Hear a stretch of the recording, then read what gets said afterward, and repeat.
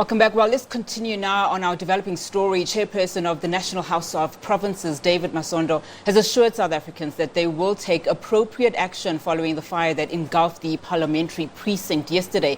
Masondo and National Assembly Speaker Nosiviwe Mapisa-Nqakula are at Parliament to assess the extent of the damage and to get a briefing from Public Works Minister Patricia De Lille and other stakeholders.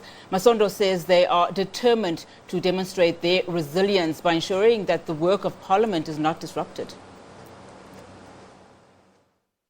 We can confirm that one of the biggest losses that the people of South Africa have suffered in this fire is the complete burning down of the National Assembly chamber, a seat of crucial plenary settings of the National Assembly, and joint sittings of the two houses, the National Assembly and the National Council of Provinces. The Assembly, as one of the two houses of Parliament, occupies an important place in the history and evolution of our constitutional democracy. This is a house where over 2,000 transformative pieces of legislation have been passed since the dawn of our democracy. The National Assembly building is historically the third of a series of phases of the interlinked buildings comprising Parliament.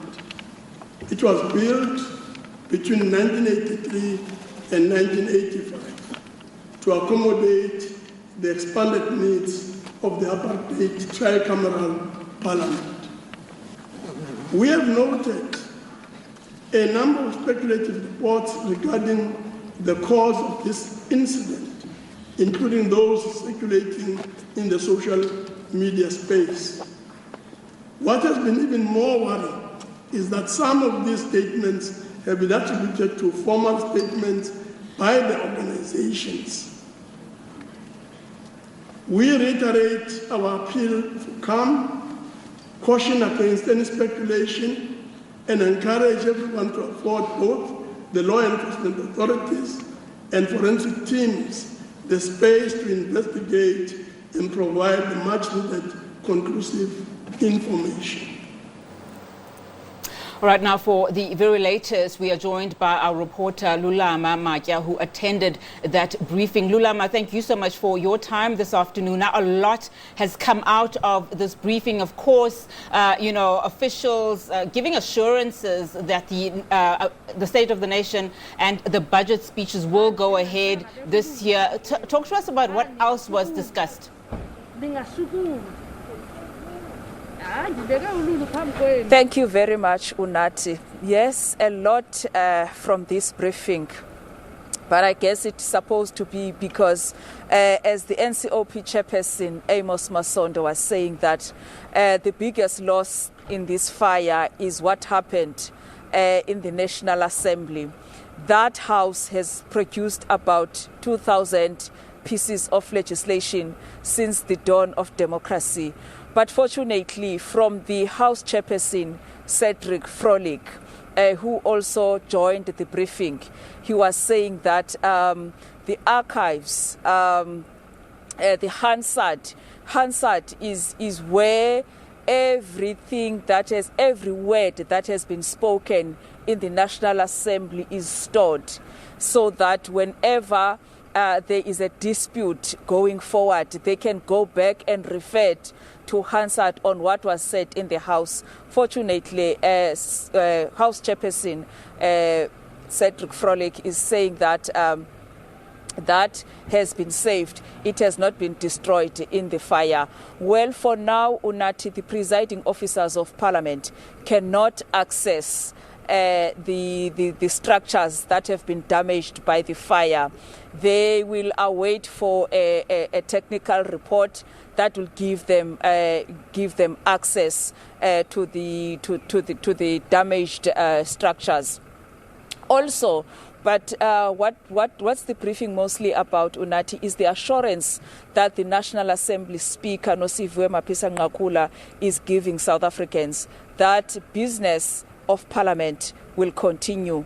She also said that they are moved by the support they are getting from people, mentioning the city of Cape Town, where the city has offered the city hall that the sauna can happen there.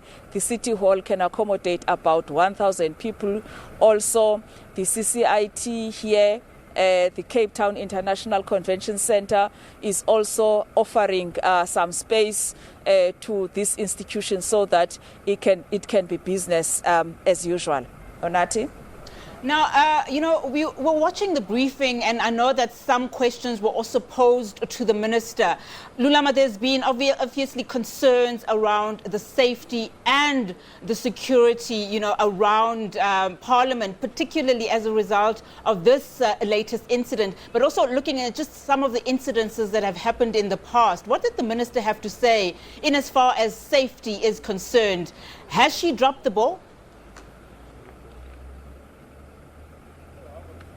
That question, Onati, was posed to Speaker Nosiviwe Mapisa-Nqakula if she has dropped the ball. And she's saying that she has not.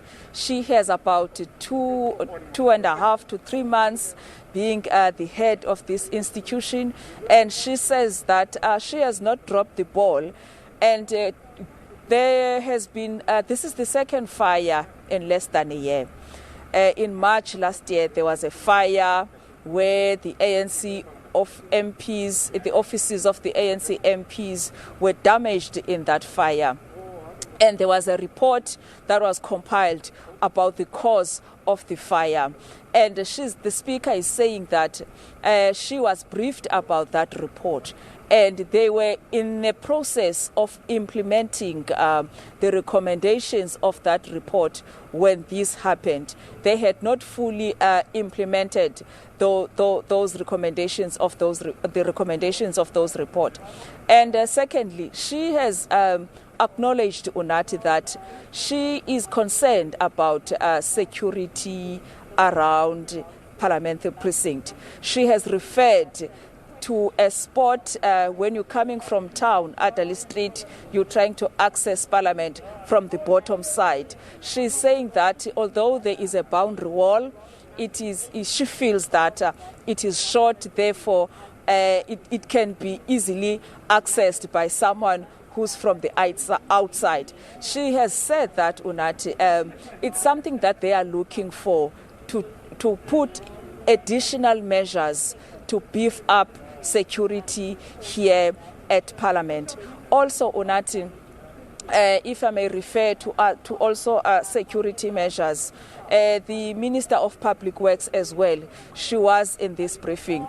She briefed. She faced some tough questions from the media about because she is the landlord of the of Parliament. She looks after the buildings of Public Works. She has also been criticized, Unati, that some of these buildings here in Parliament, they not comply to safety standards, especially in Nehawu, coming hard on her, saying that some of these buildings, they not comply to safety standards. But also the minister here is saying that they were in the process of implementing the report about the cause of the fire that happened last year, and assuring South Africans, the presiding officers actually of Parliament, assuring South Africans that yes, it will be business as usual, and they are looking into security, additional security measures, because now they are saying we are in 2022. It cannot only be about cameras. There are other devices, there are other measures that can be implemented to beef up security in this institution. Lulama, just talk us again through what is going to happen in the coming days. We know that some workers will be returning to work. Of course, they need a place to work. We know that the chairperson of the NCOP has obviously assured South Africans that they are getting a lot of help from the city of Cape Town. What do we know is going to happen in the next coming days, coming weeks, before workers come back to work? Well, Unathi, it's a new year. This happened when Parliament is on recess, but it's expected that within a week or two, Parliament business will begin. But for now, members of Parliament, the majority of them have been working remotely due to COVID-19. So I guess that will have to continue as it was. House Chairperson Cedric Frolic, who was also here in this briefing, was speaking about how their network has been affected by this fire, although they've managed to save some of their important material and archives, but the network has been affected, and network has been one of the major things that enable them to work remotely. I guess, Unathi, working remotely will continue. We will see, and at the same time, maybe they were going to brief the media again on what they are going to do going forward, especially considering that on the 10th of February, the State of the Nation address is scheduled for that day, where the President will call a joint sitting of the House and address the nation. So we will see how things are going to work. But for now, Unathi, it's the majority of people who have been affected by this fire are offices of members of Parliament.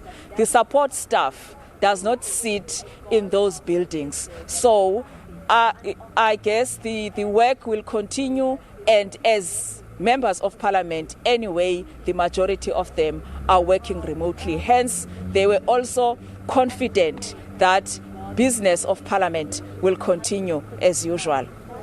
Lulama, thank you so much for your time. Lulama Matya, just giving us an update.